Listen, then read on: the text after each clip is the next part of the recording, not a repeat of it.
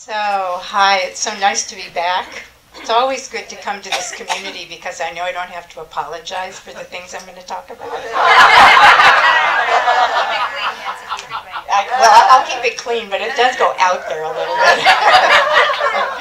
So what I'd like to do is start actually with a quotation from a Sufi mystic named Llewellyn Vaughan Lee. For those of you who haven't run into him, his writings are very powerful, and he does a great deal of writing on behalf of our beautiful earth and our relationship with it.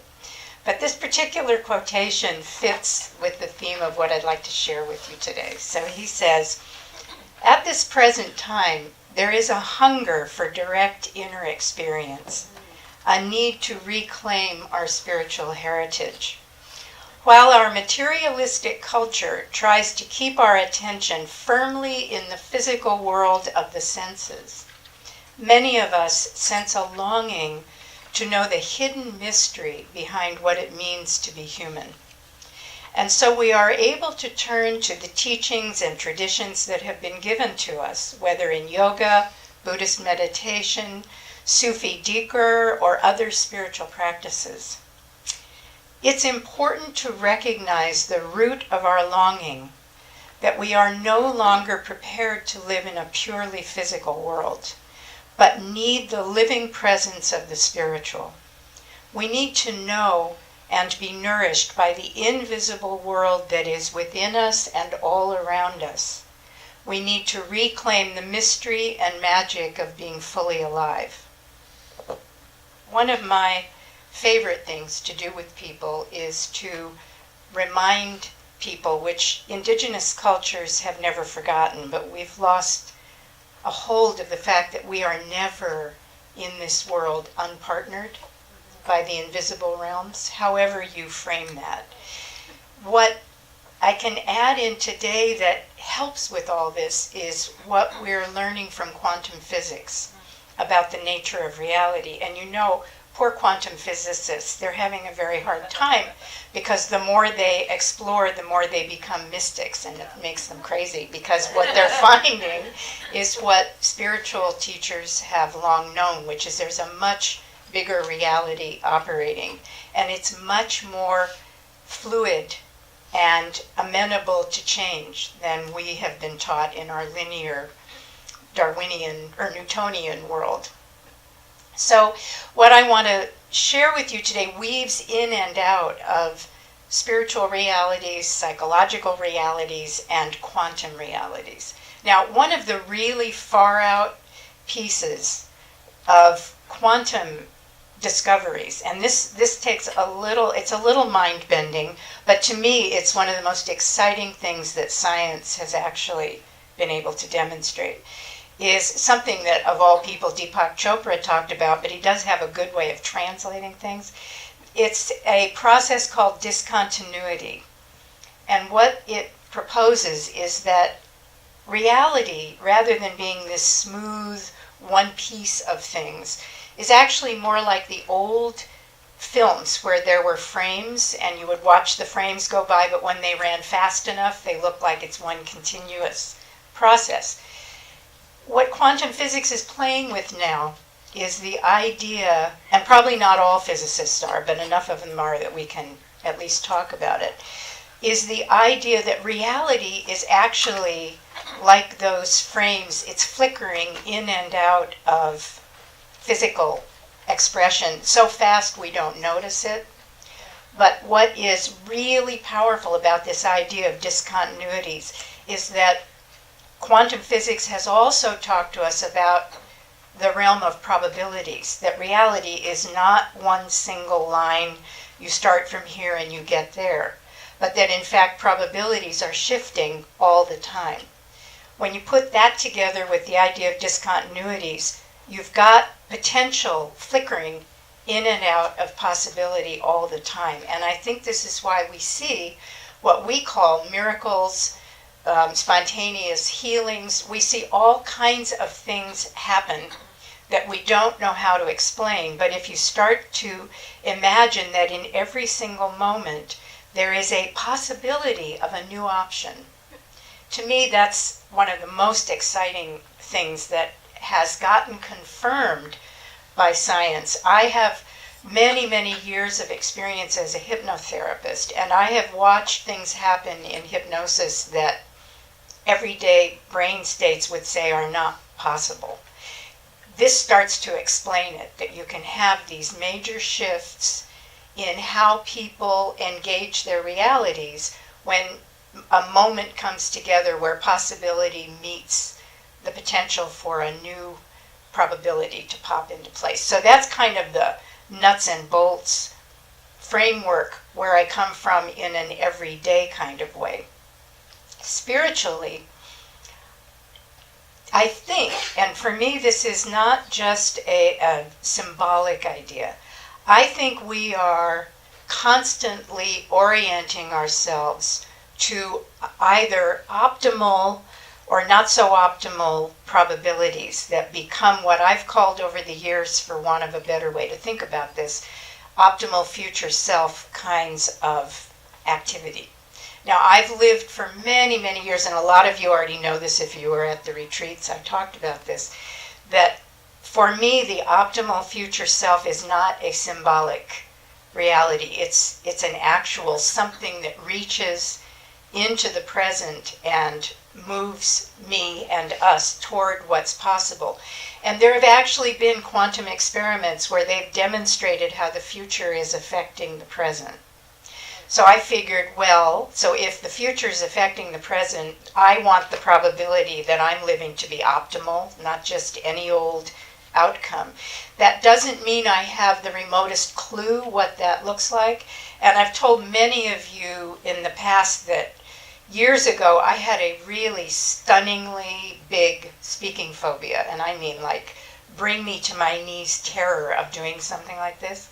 And over many years of future self work and just my own working, that has shifted so that my body state is now the body state of a future self I experienced back in 1981. And it took a while for it to become real. But it has convinced me that we can individually and collectively orient ourselves to, can we call a future that is optimal without any idea what that means? Because we certainly don't want the conscious mind getting in the way of this. The conscious mind only knows what it knows today, so we don't really want it mucking up the works with preconceived ideas or fears or limitations. So one thing I would invite you to do, which I've invited I think every time I've talked here, is each day, what would happen if you met the day saying yes to your optimal future? Not having to know at all what that means, but being willing to be moved in a direction that for your particular unfolding life is the optimal expression for you. Lately, given the state of affairs in the world, I've started wondering about optimal futures for humanity and optimal futures for the planet. And in a prayer group that I have, we often focus on orienting to the optimally healed heart of humanity so that it can wake up to compassion and a sense of oneness. So I want to talk about a number of things, but that's sort of the framework that I live in at this point, is I'm oriented to calling an optimal future probability. For me, the one caveat I put in there is that it contains an ever-deepening experience of oneness, that it will awaken in me, and when I think about humanity, it will awaken in all of us a lived experience of how we are only separate by the illusion of these bodies, and that we really are one life expressing itself as diversely as possible. We know that ecologically, the most successful ecological systems are the ones that are the most diverse. Life on this planet seems to prefer a really intense amount of diversity.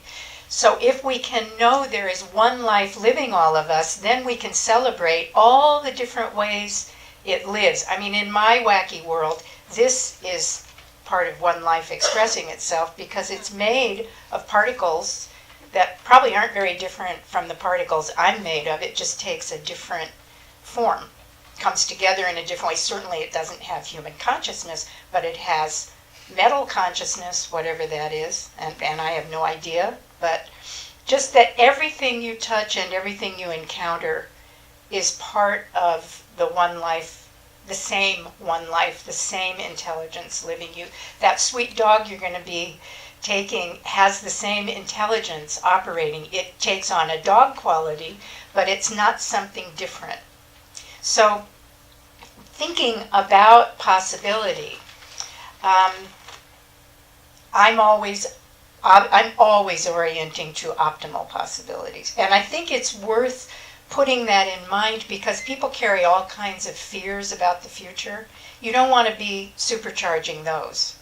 It doesn't mean we're not going to have them. The brain just chews those and spits them out all the time. But your deep internal choice place is for what is optimal for you.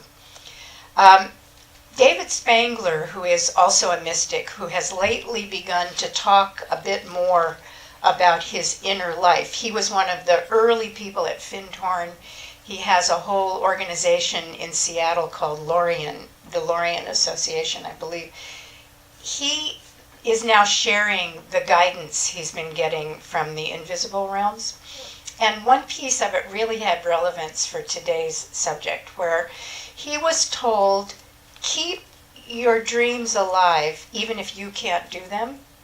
Because the fact that we're all in one collective consciousness, whatever we're generating in our awareness, in our emotion, our thoughts, our doings, is going into the collective automatically and immediately, and becomes available to everyone, everywhere. So this input he was getting was, keep your dreams alive, because even if you will never do them, someone, somewhere, might receive them and be the one who could act on them. And we don't know how many times the things that we're finally able to do have been someone else's dream that they weren't able to accomplish. So the message there was not to get discouraged with what's happening in the world, all the things that are happening. Keep your dreams alive.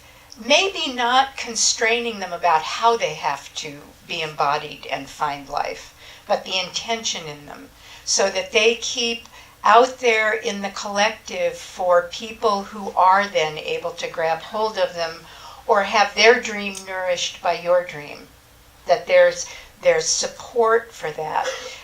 One of the things that has helped me over the years as a trauma therapist, and I've mentioned this here I think every time, is doing work as a specialist in resolving trauma. One might imagine could be a bit weighty at times. The reason it's not is that I know that every time any one of us heals even that much, we've automatically made it easier for people who are just beginning the journey. And when we're working on our own healing, there are countless people who've come before us who've already started to create the path that we can walk for our own healing.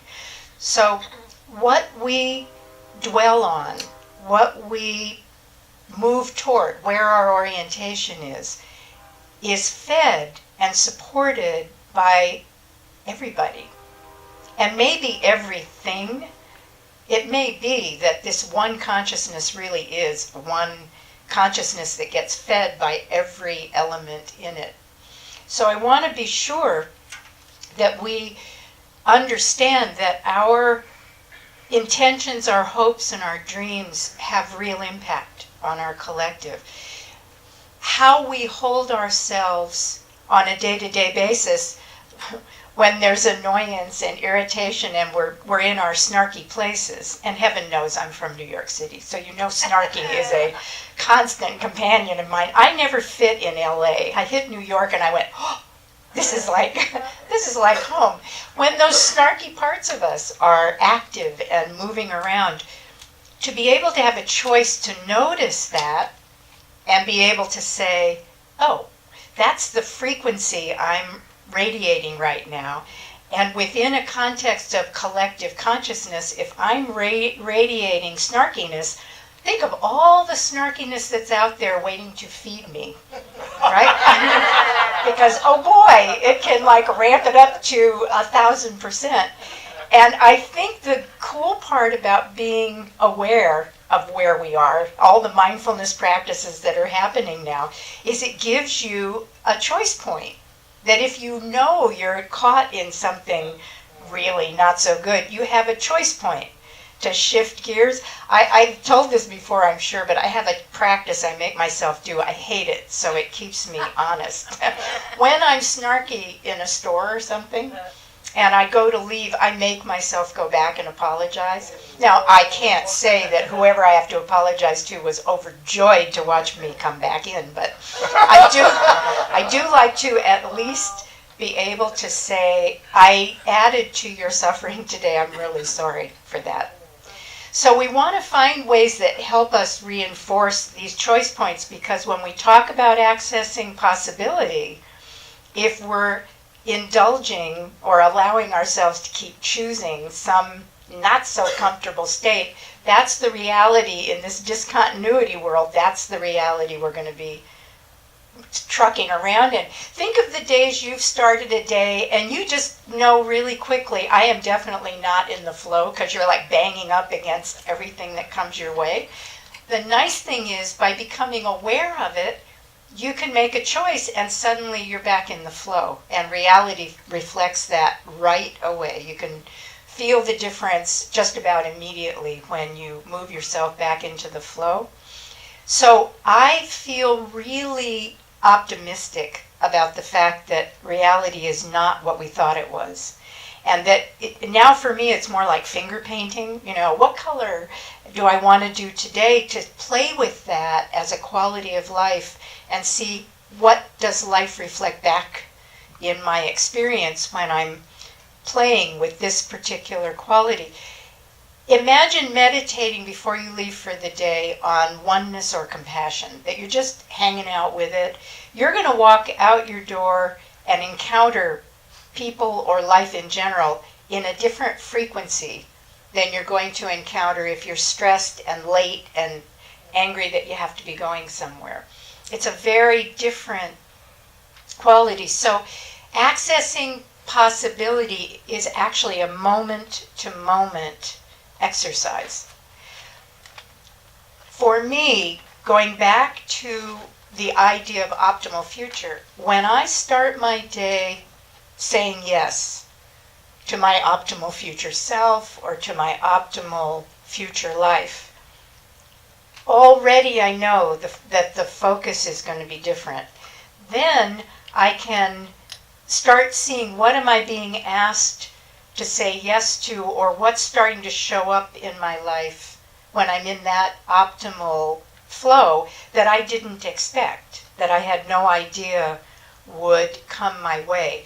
It's really important to know, I think, now there are people who would probably disagree with me a lot on this. I just am not in the school that says create your reality by thinking about it and planning it. Because I think our conscious minds just know so little of what's available to us. The thing it requires, though, if you're going to be accessing possibility without mental activity, there needs to be a willingness to be surprised, curious and surprised. If you're feeling you need to control what happens next, this doesn't work very well and it's uncomfortable. But if you're willing to have surprise and open your curiosity, life can hand you some pretty amazing experiences that you don't even know are possible that can come to you. I always have said to people over the years, because the future self work I've been doing since 1981, and I've had a lot of experience of watching in myself and people start in one place and have life kind of reshape them. The issue is, if you're going to start calling on an optimal probability or really calling possibility into your life, you want to know that things will change. And sometimes change isn't our favorite thing to come up against. There will be things to let go of, things to let come in. But if you've got your curiosity opening and you know that something optimal will not end up being bad for you, then it becomes an adventure that only becomes clear when you're looking back. If in 1981, if anybody had told me that I'd be making a living talking to large groups of people, I would have said, shoot me in the head now. It would be more humane. Just get rid of me, and that would be so much better. But something in the optimal future I was saying yes to had this in mind.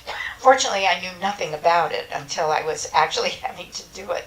So you want to be willing to be open to surprises that might bring up skills and possibilities that didn't even really fully flicker, but once you're in them, the fit is really nice. The fit feels right, as if you're arriving to yourself in a way that you hadn't been able to do before. I've never seen an optimal future self possibility turn out to be negative for somebody. And if you think about it, if it's optimal, it's going to fit you, but it may demand some changes along the way that you're not too thrilled with at the time. So I never start a day without saying yes to whatever spirit wants to live as me, in me, because I know more than I can even put into words that I would hold back. I would make any possibility that showed up for me, if I did it consciously, I would make it smaller. I don't know why we do that, but a lot of us just automatically shrink it down.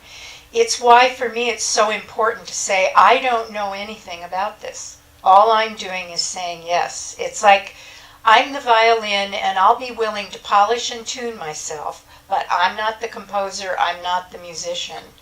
And then to discover what's being played through me. It makes it actually more relaxed in one sense, because you're not making plans. You might be responding to plans that begin to emerge, but you're not sitting down figuring out your 5-year plan. You might be figuring out in 5 years what quality of myself would I like to be expressing more vividly. And then maybe that's something that finds its place in the reality that emerges for you. There was another piece here, because this is about not just our own possibility, but the possibility for us collectively, that as one organism living on the planet, how we support what we can do to serve our collective. Someone, and I can't remember who, I wish I could remember where I read this, someone had mentioned that the first piece we might do in serving our beautiful planet is to stop calling it the Earth. He said, we don't call Venus the Venus and Mars the Mars, right? And if we start calling Earth Earth, we remind ourselves that Earth is a living organism. When you think of Venus, you're thinking of the whole planet, not the Venus that becomes a resource and something separate.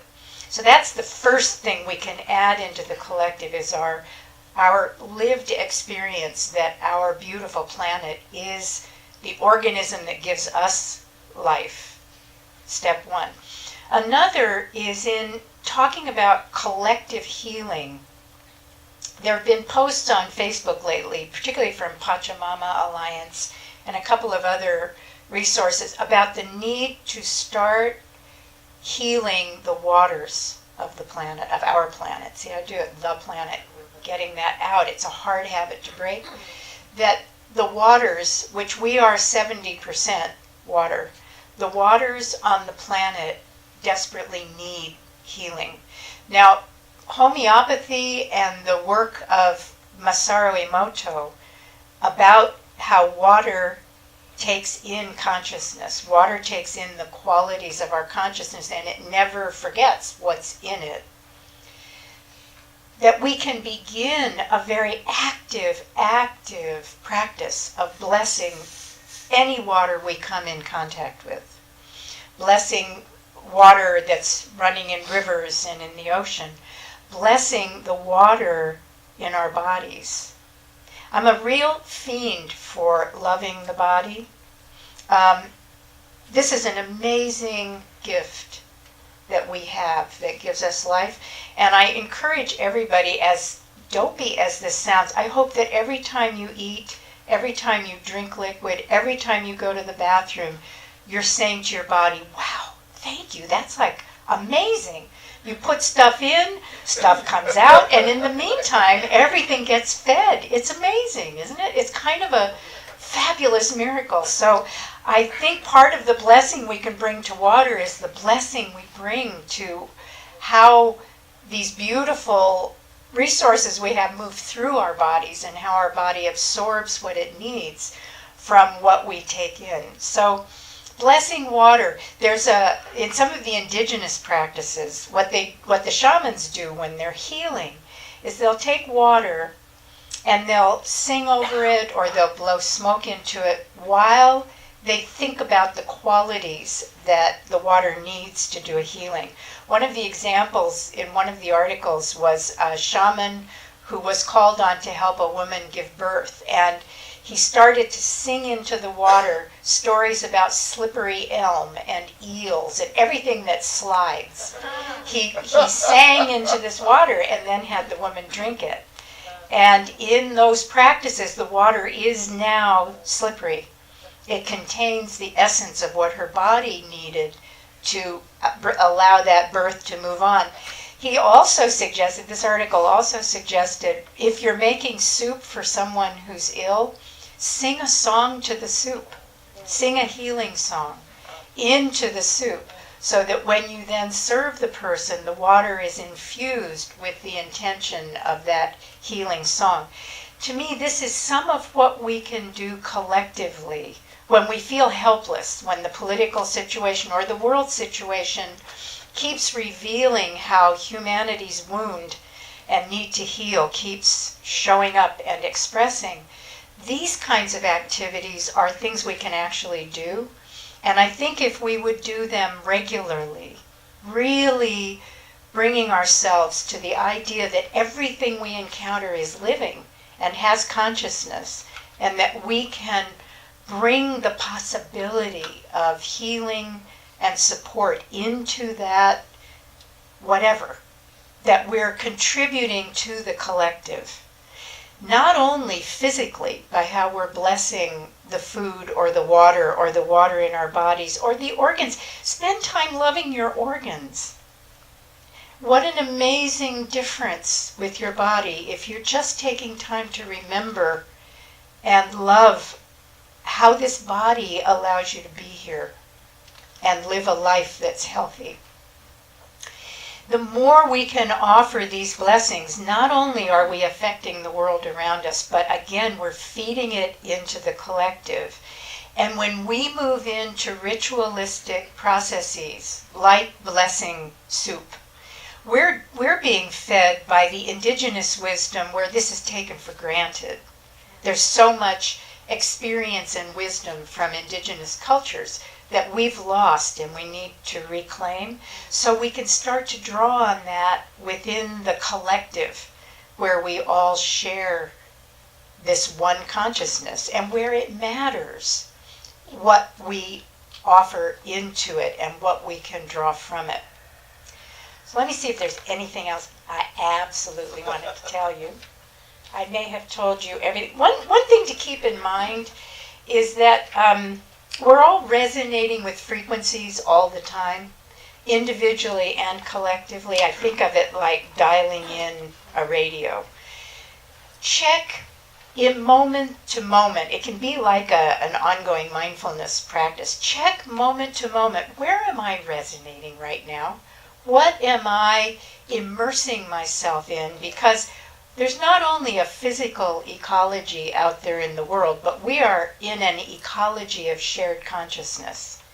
And while I'm sure you wouldn't run behind a bus breathing deeply, you may also not want to resonate collectively with energy that's not healthy for you or anybody else. So rather than asking yourself to always be absolutely tuned in, let it play with it as a practice.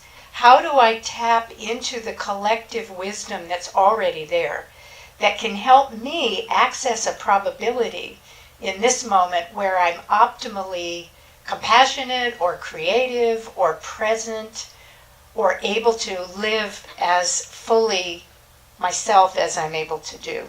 So as I get ready to close, I want to ask you to take just a minute and drop in your body. Just drop into that place in you that is your internal home base. We all have one somewhere inside. Just to feel yourself connecting with you. And to keep in mind that this body-mind being you are in right now is a community of trillions of cooperating organisms. That collaboration and collective good start at the most basic levels.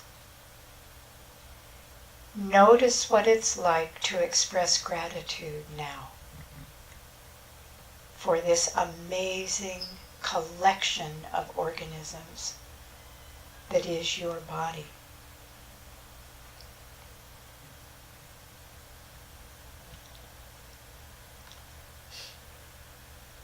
And then be aware in an energetic and consciousness context, you are supported by so many people, so many beings within the invisible realms.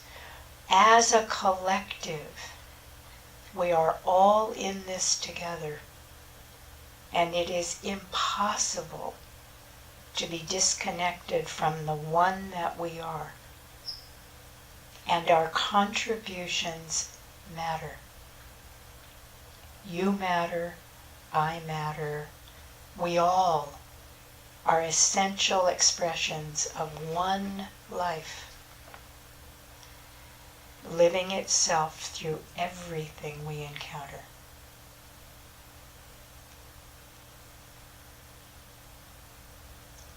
Come to know your internal home base very, very well. It will always be there to support you. For some people, it's like the steady currents in the ocean, undisturbed by what happens on the surface of things. Notice the experience of being connected to yourself and connected to all that is. And so it is.